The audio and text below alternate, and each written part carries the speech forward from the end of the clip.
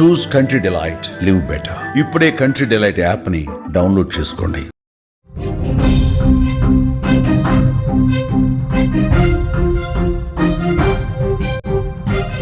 War zone breaking అందుతోంది. పశ్చిమాసియాలో మరొకసారి హై టెన్షన్ నెలకొంది. యెమెన్ ను ఇజ్రాయెల్ టార్గెట్ చేసింది. హౌతీ స్థావరాలపై గురిపెట్టింది. ఆపరేషన్ బ్లాక్ ఫ్లాగ్ పేరుతో ఎయిర్ స్ట్రైక్ చేసింది. 50 చోట్ల బాంబు దాడులు జరిగిన పరిస్థితి.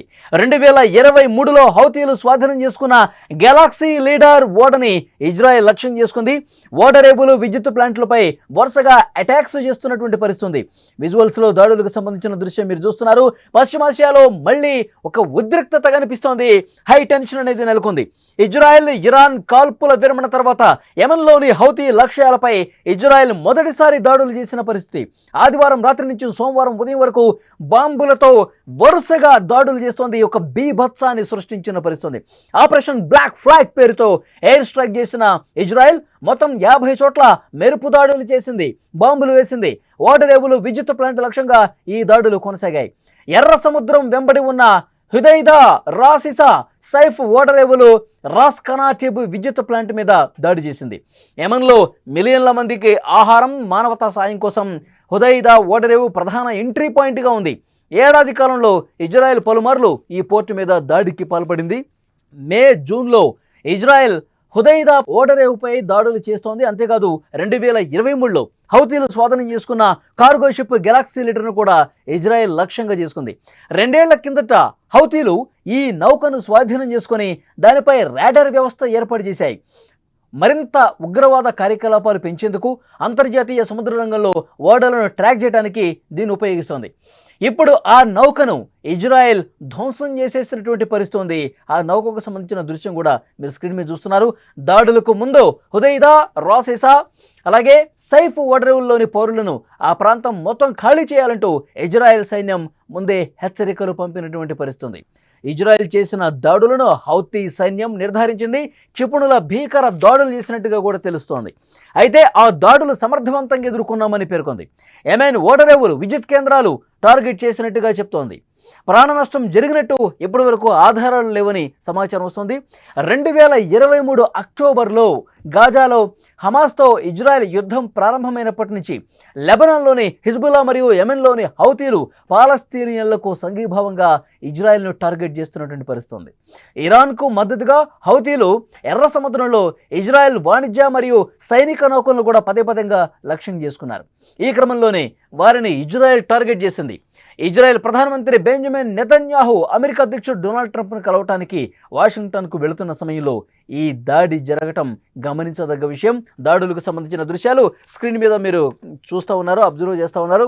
హౌతీలు లక్ష్యంగా ఇజ్రాయెల్ పెద్ద ఎత్తున దాడి చేసినటువంటి పరిస్థితి. నౌకల మీద దాడి చేస్తోంది.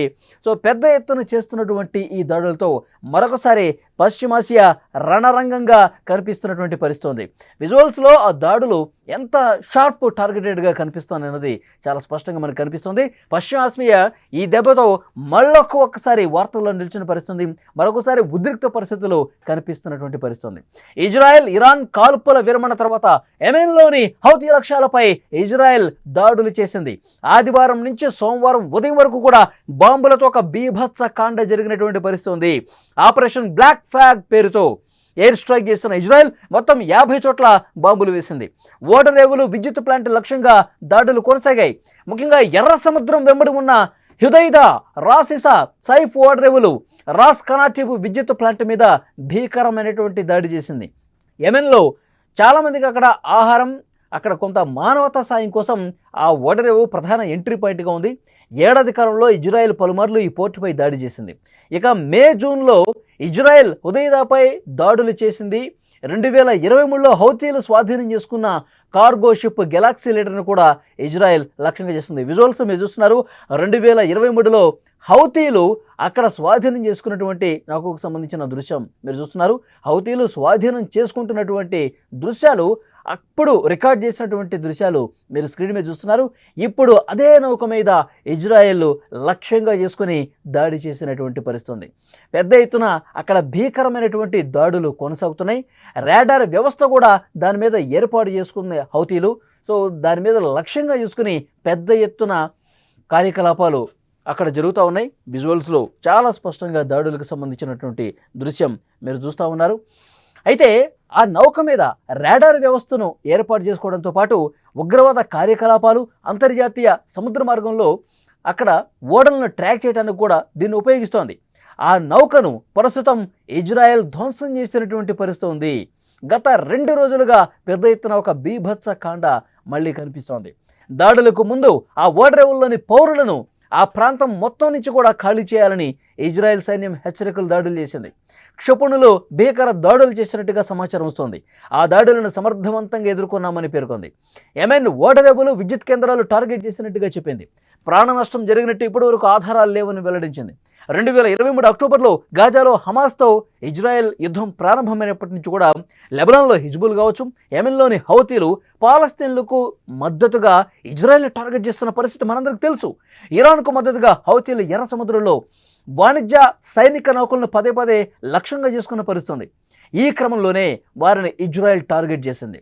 ఇజ్రాయెల్ ప్రధానమంత్రి బెంజమిన్ నెతన్యాహు అమెరికా అధ్యక్షుడు డొనాల్డ్ ట్రంప్ను కలవటానికి వాషింగ్టన్కు వెళుతున్న సమయంలో ఈ దాడి జరగటం విశేషం.